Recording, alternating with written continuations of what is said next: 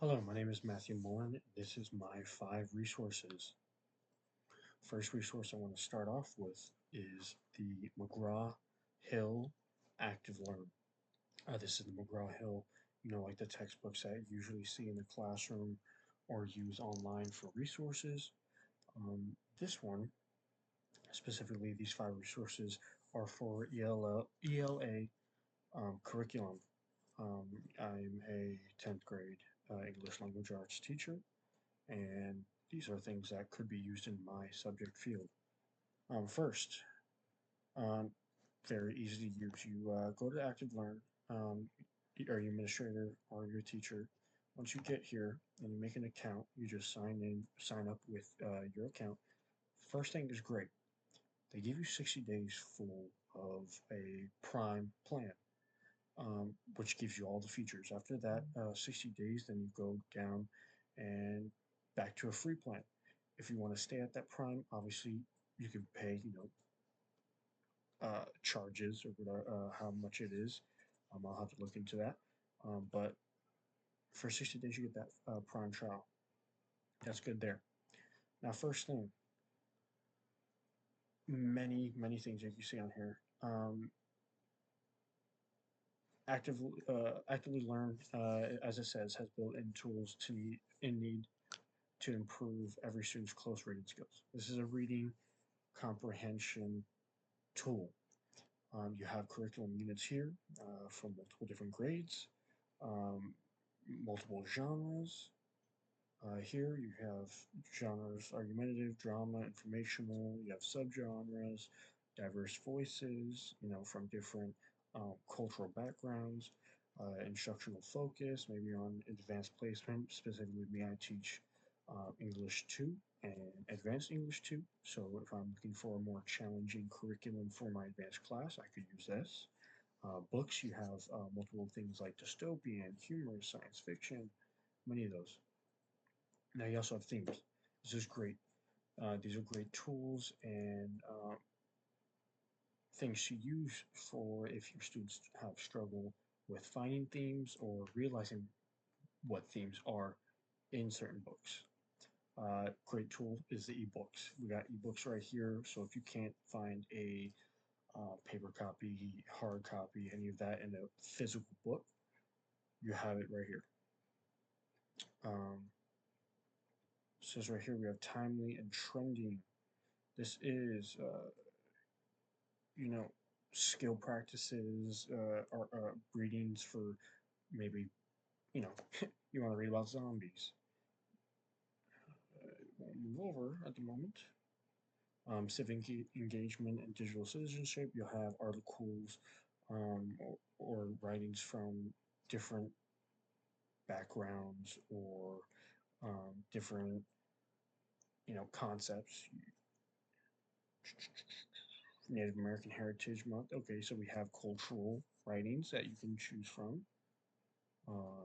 Seasonal um, readings that you can read, activities, popular activities. You have high school books and drama, um, literature text sets. Animal Farm. I've taught that book. Great book. See, we can have that right there for the students to read. We can have Frankenstein. Great book. A House on Mango Street, also a good book. The Odyssey, as I'm teaching right now, and then after the Odyssey in January, I'll be teaching Romeo and Juliet. This has all of the sets that you may need to help your students get through the semester with using. Okay, now reading is being taken care of right there. Now we can go down to Writable. Writable, super easy. This is a writing tool platform. Um, Pick your school. Uh, Once that loads in, um, you have explore, create, import work classes. You have a bunch of different things that you can do. You can explore different templates, different questions, skill practices, extended responses, reading and media. You can choose from to help your students practice their writing skills. Um, You can help them learn how to practice with argumentative, informational, narrative, response to reading, grammar, sentence combining. You can have short response, practice. We can have fives, argument, informational, same concepts. Now we have reading and media. You can, learn how to write about comparing different sources. Extended response, obviously, we have the students write essays. You have regular essays. You even have college level essays if they're in advanced placement. And it tells you everything about what they are in it. And then you can browse, for example, 27 different ways uh, to respond to different questions. You have curriculum resources where you have many practices, quizzes, exams through all different types. Now you can create your own type of writing assignments, quizzes, assessments, all of that for your students.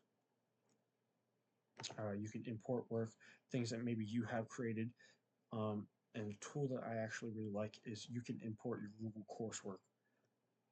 If I want to import work and just have it submit straight to Google Classroom so it can be ready for the students, it will do that. I can upload any digital files and import it into Google, or I can even ask AI for feedback on if my assignment is, you know, can it be measurable? Can it make sure that the students are going to actually be learning from this? And then there's even classes. So if it'll load,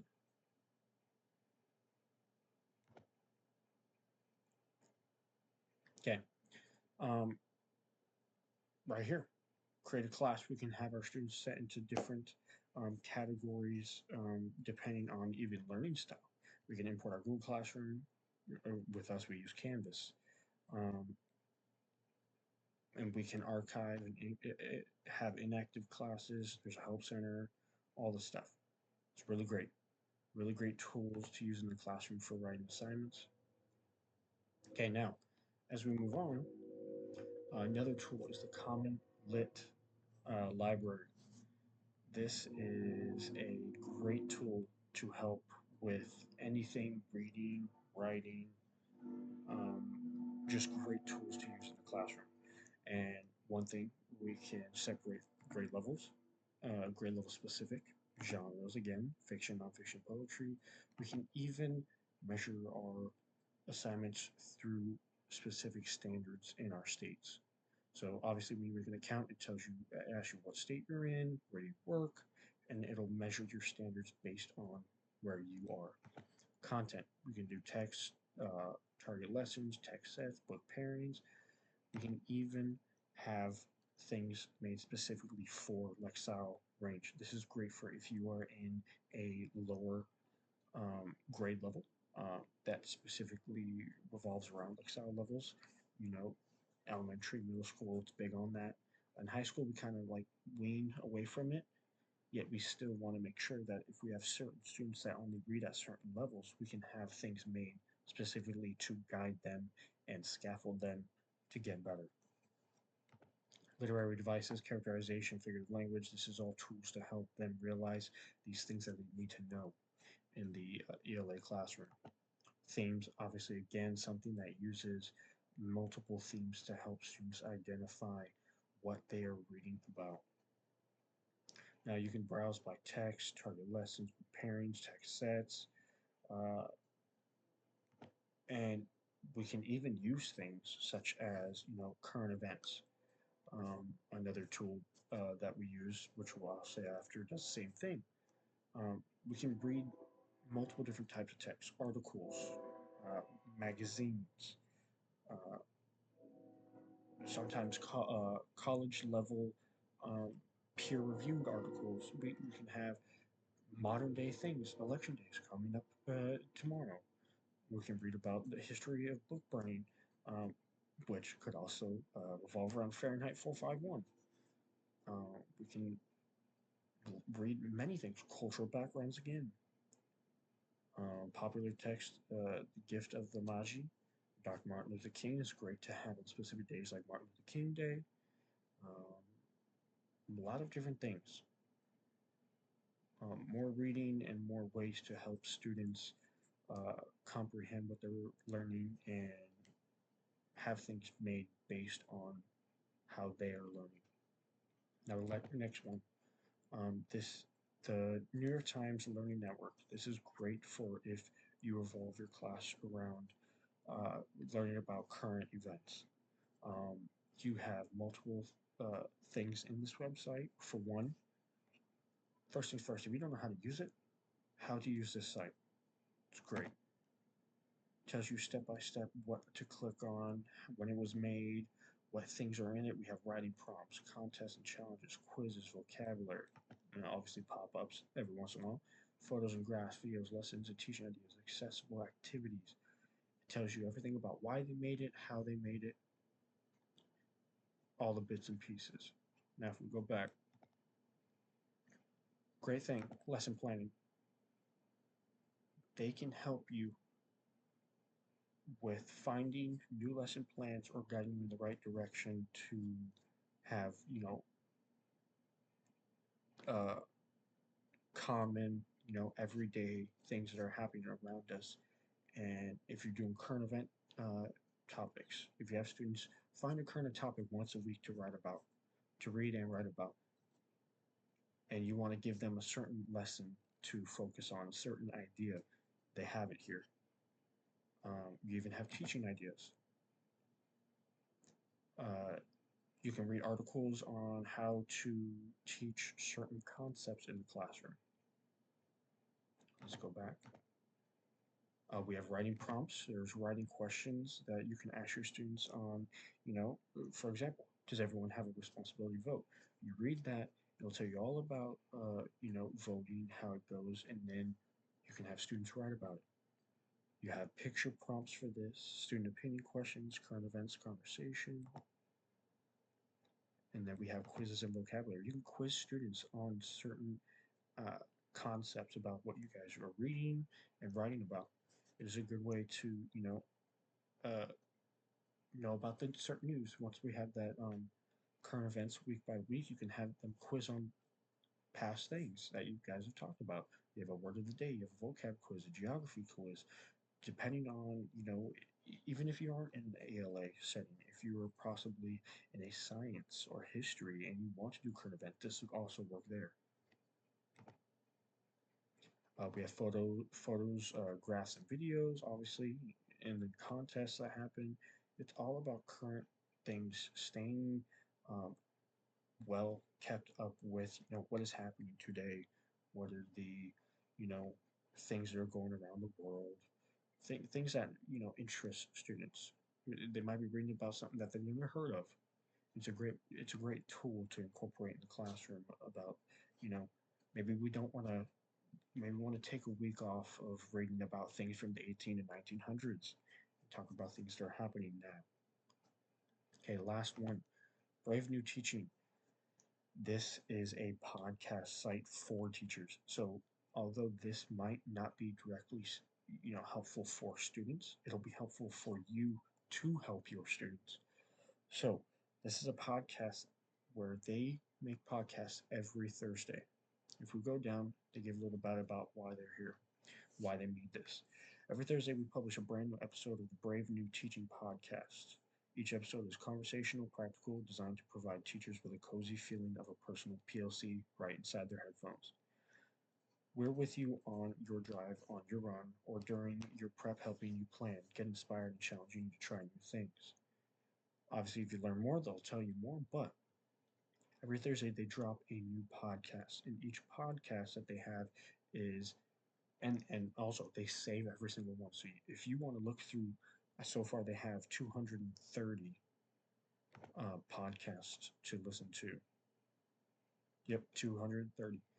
If you want to go back and listen to any of them, they have them all still saved there. They all have different topics. 3 new books for your classroom library, important books that you may want to teach. 4 dystopian genre teaching tips. An interview with author Violet Duncan. They talk about all these different things to help you in your classroom setting. New text to add your Gothic fiction. If you are reading Gothic literature, you can have new text to uh, go on after you're reading yours, to like scaffold onto. Dystopian literature, Sherlock Society, they talk about all different kinds of things to help you not only progress what you guys are doing in the classroom, but also tips and tricks to helping you as a teacher. Like me, this is my first full year in the teaching setting.